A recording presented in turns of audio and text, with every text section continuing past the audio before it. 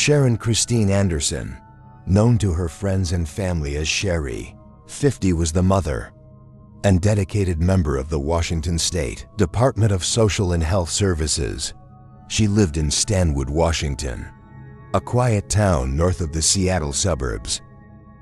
Shari had 2 adult children and 2 grandsons, whom she loved dearly. Shari had been married to her husband John, a Boeing employee, for about 6 years. According to Shari's best friend Mary, the couple did not have any relationship issues, and if anyone knew Shari, it was her friend Mary. Mary says that Shari was like her adopted sister, and that the two talked on the phone every day, around 9:30 p.m. before they went to bed. Shari and her husband John were both fans of Harley Davidsons and rode motorcycles in their free time. Shari felt her time by being a devoted social worker and a loving mother and grandmother.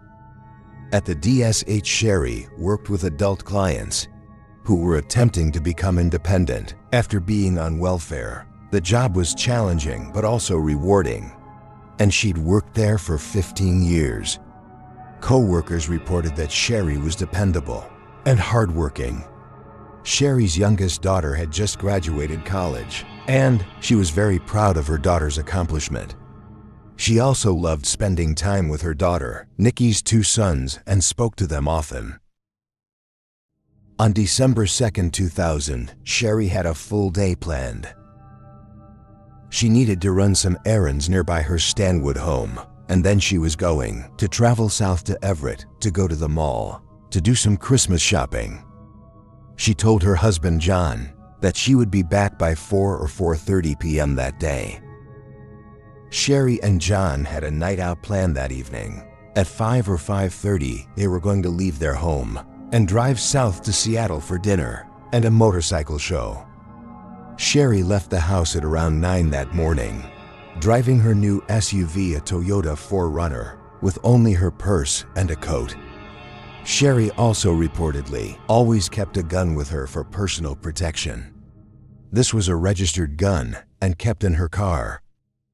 According to Shari's daughter Nikki, Shari's errands that morning included going to McDonald's for a coffee, something she did most days, going to Fred Meyer in Marysville to pick up some developed photos, and then to Walmart finally. She would drive up to Everett to go Christmas shopping. The drive from Stanwood to the mall in Everett is a distance of about 30 miles, and today the drive would take about 30 minutes. It is unclear what Shari's husband, John, was doing during that day, but in the mid-afternoon, he took a nap, and when he woke up, it was 5:30 p.m. He was surprised that Shari had not woken him up. However, when he looked around the house, he realized that Shari was not there and that her car had never returned home. At around 5:30 p.m., he called Mary and asked her if she'd heard from Shari. Mary had not heard from her best friend all day. Both John and Mary reported that Shari was a very reliable person who always called when she was late. But she had not called that day. At that point, Mary, Shari's daughter Nikki, and other family members began driving to the places that Shari would have gone that day. At 10 p.m. that evening, Mary found Shari's Toyota 4Runner parked in the Mervyn's department store parking lot at Everett Mall.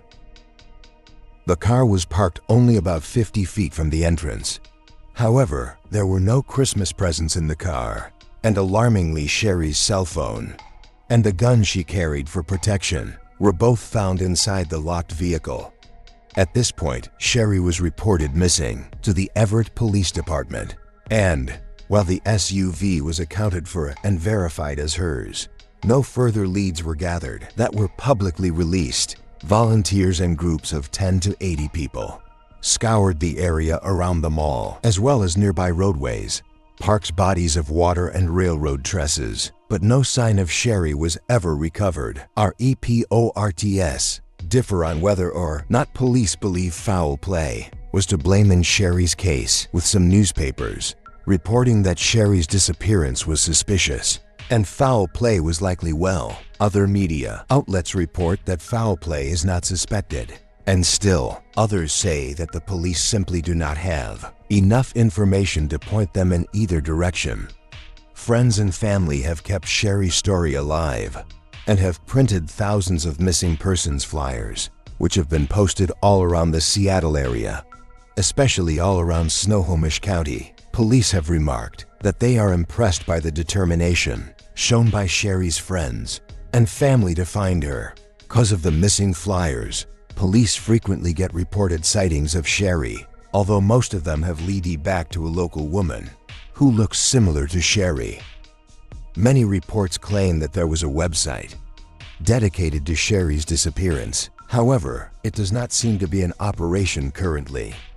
According to one account, it is not believed that Shari actually made it to the mall that day, but rather that something happened to her before she got to the entrance between her car and the mall.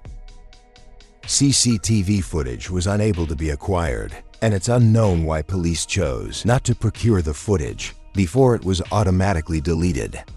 Mary says there's reason to believe that Shari's car was abandoned in the mall parking lot between 6:30 and 7 p.m. that day, about 3 hours before the car was found. In a different report, police claims that no one saw Shari that day after the morning hours and say that the last confirmed sighting of her was when she left her house that morning at 9 a.m. in Stanwood. Because information on this case is sparse, it is unknown if Shari ever made it to Fred Meyer or McDonald's that day. It is also unknown exactly when her credit card, bank account, or phone was last used, and whether it was on the 1st or the 2nd of December. Friends and family are certain that Shari would not have walked away from her life. She had no large debts, no marital or criminal problems, and had never given any indication that she was depressed or otherwise wanted to run away from her life. Moreover, Shari's credit cards and bank account have not been touched since the day that she went missing. Any hope that Shari was alive waned when the holidays came and went without her making contact. Mary and Nikki both call the county coroner's office whenever an unidentified body has been found, hoping that perhaps at long last, Shari has been found, and with her answers long awaited. But so far there have been no matches. The sister and best friend of Shari also check local pawn shops for Shari's distinct wedding set. Her wedding ring was a custom design. In the middle is a white diamond flanked by black onyx. The stones are set in white gold. Shari's ring has never been recovered from any pawn shops nor jewelers. Sadly, in the years since she disappeared, nothing more has been revealed. About 1 year after Shari's disappearance, John filed for divorce, saying that he needed to move on with his life. Very little information is available about what John was doing that day, and at first glance he seems like a viable suspect, according to some close to the case. However, there's been no reporting to indicate that he is being pursued as a suspect, and Shari's family members and friends have never made any negative remarks or pointed fingers at John. Those following the case say it is hard to determine if John really is a suspect, but as he has not been further investigated, it is possible that he had an alibi or was ruled out by some other measure, not released to the media. In fact, the only person Mary is suspicious of is a client who has specifically threatened Shari 2 weeks prior to her disappearance. Mary maintains that this person has never even been interviewed by police. Shari is featured in a deck of cards given to inmates in Washington jails and prisons. She's on the 8 of clubs, and it is the hope of family and friends that the deck may generate interest in the cold case. Although no leads have come from this yet, sadly at this point in time, Shari remains one of the approximately 4,000 missing or murdered Indigenous people whose cases are not yet solved in this country. Shari is described as a biracial woman. She is Caucasian as well as Native American. She is a registered Cherokee Indian. She has long brown or black wavy hair, which extends down her back, and brown eyes. She's about 5'8" and weighs around 130 to 150 pounds.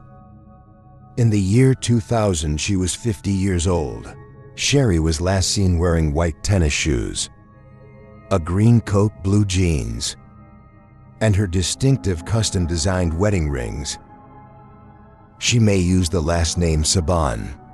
Many critique the fact that police have taken the husband's word on if Shari ever actually left the house. To begin with, as most female murder victims are killed by their male partners, it's understandable that many wish investigators would pursue the husband, more so in their continued investigation. Additionally, when discussing the case, John has been cited for using terms like "move on" as soon as 1 year after his disappearance, which some say is indicative of him distancing himself from her.